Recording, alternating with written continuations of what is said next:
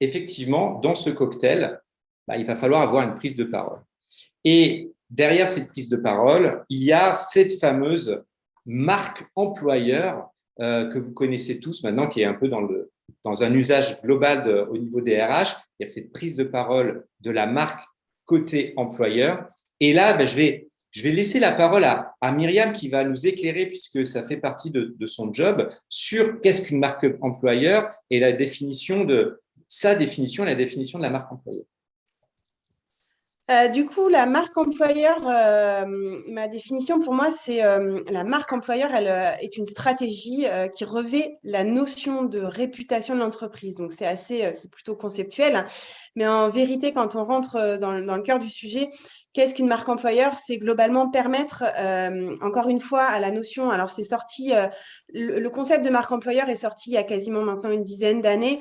Presque un peu moins, mais l'idée, c'est de montrer ce qu'il se passe à l'intérieur d'une entreprise pour des potentiels candidats, mais également avoir une ligne conductrice qui permette aussi de fédérer ses collaborateurs en interne. On a trop souvent vu par le passé, on le voit encore, des clivages entre des salariés qui ne sont pas raccords avec les valeurs de l'entreprise, etc.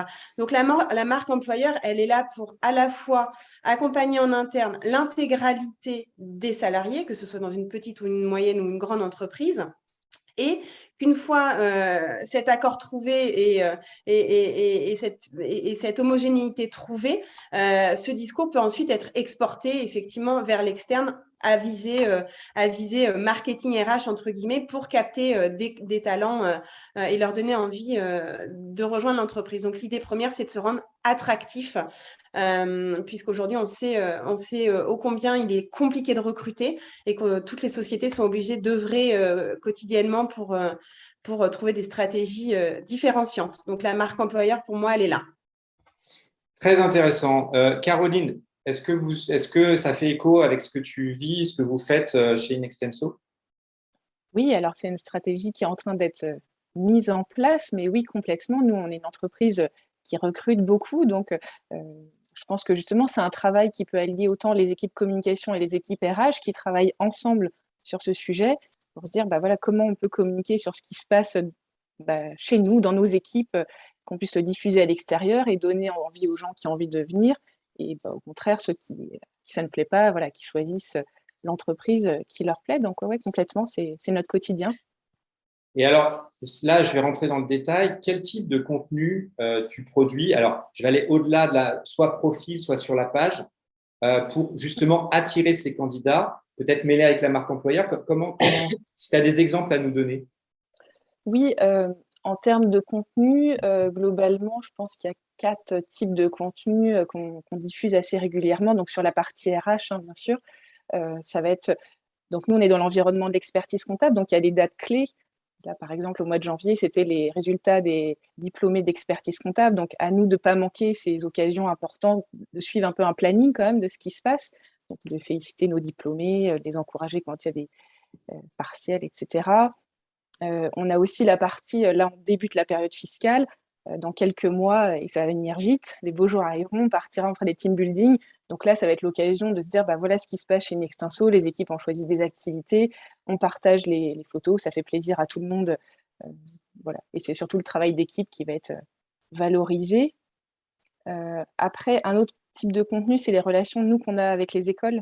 On est beaucoup dans la phase de recrutement, d'aller dans telle école, de nouer des partenariats. Et ça, on communique beaucoup. Et ça, c'est un peu coup double parce que les étudiants sont nos futurs collaborateurs. Et ça fait plaisir en plus à nos stagiaires, à nos alternants et même à nos anciens collaborateurs de se dire, ah oui, je vois les visuels de mon école, de mes anciens profs, et de savoir que l'Inextenso est toujours en relation avec leur ancienne école. Donc, ce que j'entends, c'est qu'il n'y a pas qu'un contenu d'annonce, en fait. Il n'y a pas que d'annonces d'emploi, en Non, fait. tu vois, c'était le dernier que j'allais dire. Et pour le coup, les annonces, ça va être vraiment avec parcimonie parce qu'aujourd'hui, on ne peut pas mettre toutes nos annonces et c'est vraiment pas l'intérêt. Quand on a quelque chose d'un peu différenciant, on peut le mettre. Là, on avait un stage marketing communication, ce qui n'est pas du tout la majorité. Là, on va communiquer parce qu'on sait que c'est aussi plus la cible LinkedIn. Donc, mais c'est avec parcimonie, oui. D'accord, ça marche. Euh, J'ai envie Virginie, est-ce que parmi les contenus, toi, tu vois des contenus où il faut faire très attention juridiquement ou alors, en fait, il n'y a pas trop de risques sur LinkedIn de parler de différents sujets?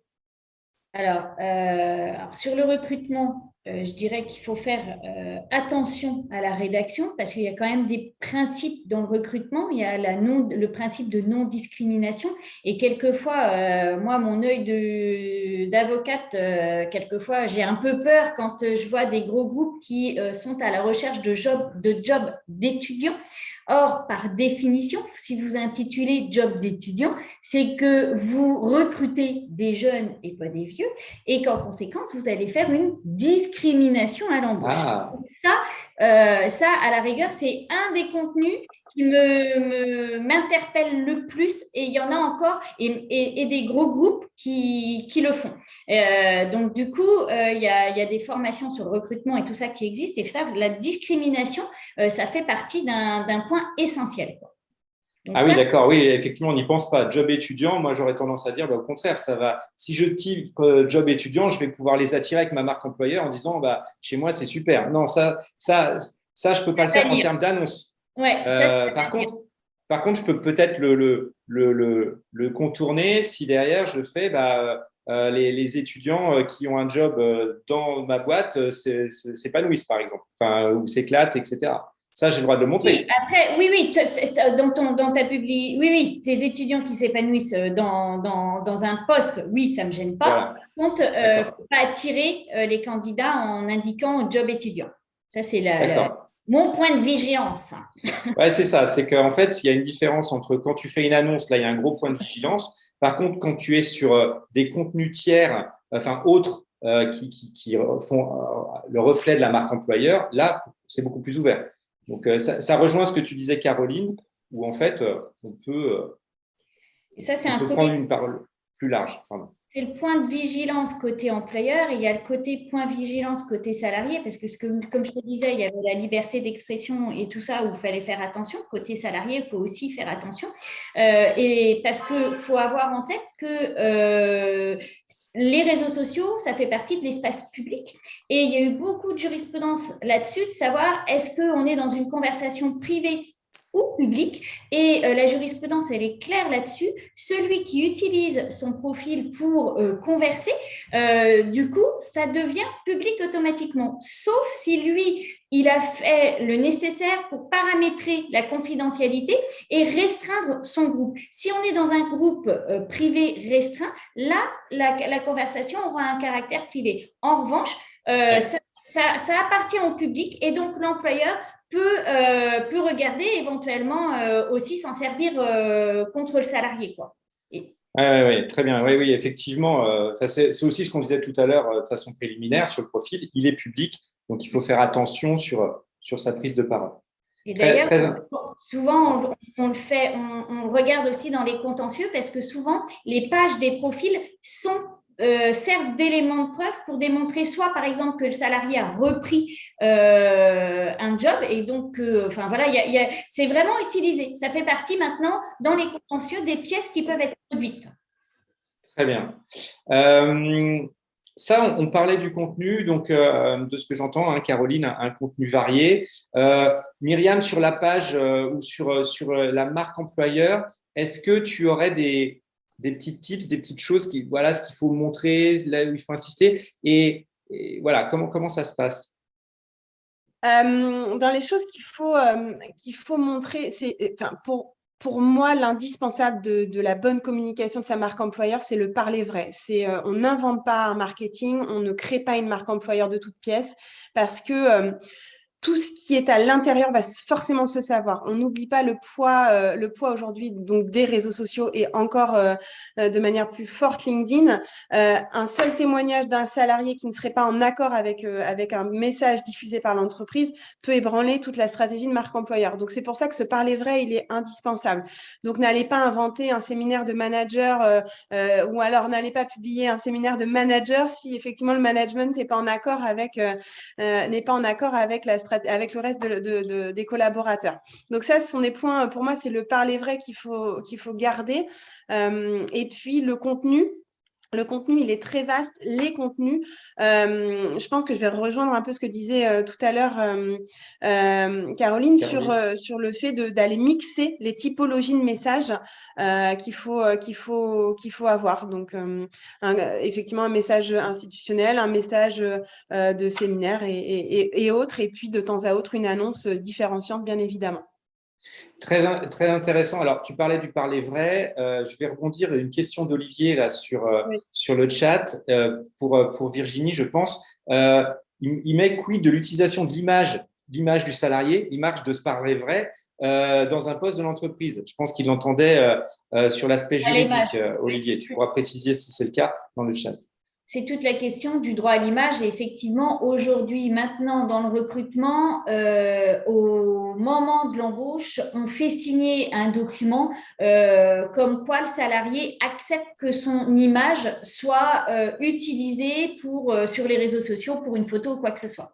Effectivement, ça, c'est important. Alors, il y a ça, puis peut-être qu'il ne faut pas que ce soit dégradant aussi. Oui. Parce qu'à la limite, si le gars il a signé pour l'image, mais qu'on le met… Enfin, pour l'entreprise, ce ne serait pas forcément le cas, mais je ne sais pas, qui saute en maillot de bain au-dessus de la piscine pour montrer qu'on s'éclate dans ses boîtes. Comment ça se passe à ce niveau-là? Parce que…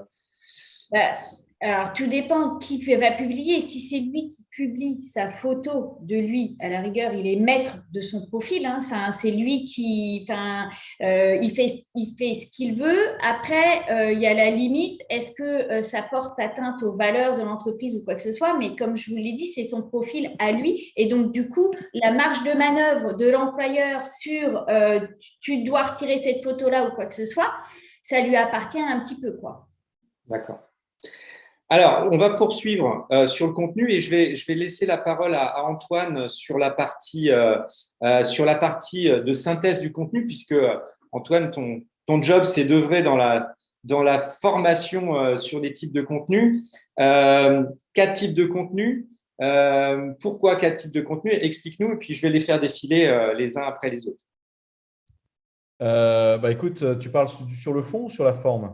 Sur la forme, pardon. Sur le fond. Les contenus sur le fond, pardon. Sur les passifs. Contenu. En fait, l'idée, et ça, c'est important aussi en marque employeur, l'idée, c'est que quand on est sur LinkedIn, on courtise majoritairement des candidats passifs. Alors que sur les job boards, évidemment, il y a beaucoup plus de candidats actifs. Donc, comment être remarqué? Comment être, si vous voulez, semer une graine dans la tête des candidats passifs pour faire en sorte qu'ils enregistrent notre existence en tant qu'entreprise avec tout ce que ça recouvre en termes de valeur, en termes de perspective, et que quand ils vont évoluer, quand à un moment donné, ils vont devenir des candidats actifs, ils aient envie, ils aient l'idée de s'intéresser à nous. Donc, l'idée, effectivement, c'est de faire des contenus pour les candidats passifs, c'est-à-dire qu'ils sont très heureux avec leur situation actuelle. Donc, côté rémun, tout va bien. Conditions de travail, tout va bien. La relation avec le management, tout va bien. Mission, perspective, bref, tout baigne. Donc, c'est sûr que ces gens-là ne vont pas être sensibles du tout à des offres d'emploi. Ils ne vont pas les voir du tout, ou pratiquement pas. Par contre, ces candidats qui sont passifs, normalement, sont portés spontanément à faire de la veille métier sur un certain nombre de sujets.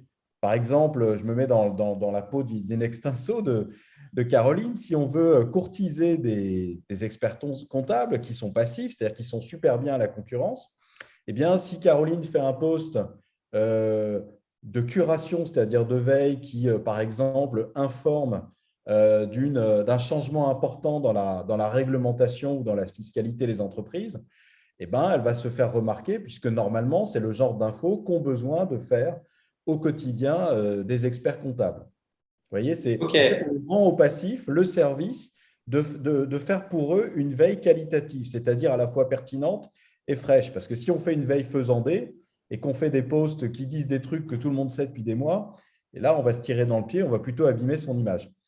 Ensuite, on a les préoccupés. Donc, on imagine… Et les engagés. Voilà, les préoccupés, les engagés. Le candidat commence à ressentir un manque, une carence. Ça peut être un manque de perspective, ça peut être une dégradation de sa relation avec son propre management, ça peut être pas mal de choses. Et là, avant de devenir un candidat actif, il va quand même se poser des questions, il va réfléchir, il va chercher à comprendre d'où vient ce manque, d'où vient son malaise. Et donc là, si Caroline publie du contenu de nature à aider le candidat au stade de préoccupé finalement à mieux comprendre son malaise, à comprendre d'où il vient, elle va marquer des points. Ça, c'est les préoccupés, hein. On est sur l'angle de faire comprendre de quoi on parle. Par exemple, si Caroline fait un post, qu'est-ce que c'est qu'un vrai bon climat de travail, et y compris en télétravail en 2022, ça fait peut-être partie des choses, des questions que se posent les Et candidats. Caroline, là-dessus, ça fait écho avec ce que tu disais tout à l'heure, en fait. Oui, oui, clairement. Alors après, c'est vrai que je ne réfléchis pas toujours si c'est pour les passifs, les préoccupés, ou voilà, aussi Ça va théorique, venir, Caroline. mais oui, bientôt, Antoine. Mais clairement, oui, il n'y a pas très longtemps, j'ai fait un post sur les pauses déjeuner quand on est en télétravail. Enfin, ça, c'est des situations Ouais. vécues, et du coup, je les ai prises dans mon entreprise, mais elles peuvent parler en effet à plein d'autres personnes qui vivent la même chose en même temps. D'accord. Et donc, à la fin, pardon, je vais trop vite. À la fin, on a les actifs. Voilà. Ça c'est quel profil? C'est ceux qui veulent le job, c'est ça? C'est ceux qui sont en recherche active, donc ils vont D'accord. spontanément aller s'inscrire sur des job boards ou mettre leur profil à jour sur LinkedIn. Et donc là, les candidats actifs, évidemment, quand ils scrollent sur leur fil d'actualité LinkedIn, y compris sur leur smartphone, là, si on publie des offres d'emploi, des annonces, hein, ou qu'on parle simplement de l'entreprise elle-même et de ses perspectives, alors là, on va être remarqué. Vous voyez, sur les actifs, en fait, on fait du contenu auto-centré qui parle de nous, des perspectives, des offres d'emploi. Par contre, sur des passifs aux engagés, on est plus sur du contenu de contribution. Donc, on contribue sur les passifs à la qualité d'une veille, alors que sur les préoccupés, les engagés, en fait, on contribue à alimenter une réflexion, cette réflexion que doivent mener les candidats qui vont cheminer entre le stade passif, je suis très heureux avec ce que j'ai, Voilà, au stade jusqu'à l'actif. Très, merci Antoine. Donc là, l'idée effectivement, c'est de synthétiser tout ce qu'on s'est dit sur les contenus. La marque employeur, bien sûr, c'est tout ça. Elle se construit en parallèle des idées qu'on peut distiller, enfin des contenus, pardon, qu'on peut distiller derrière.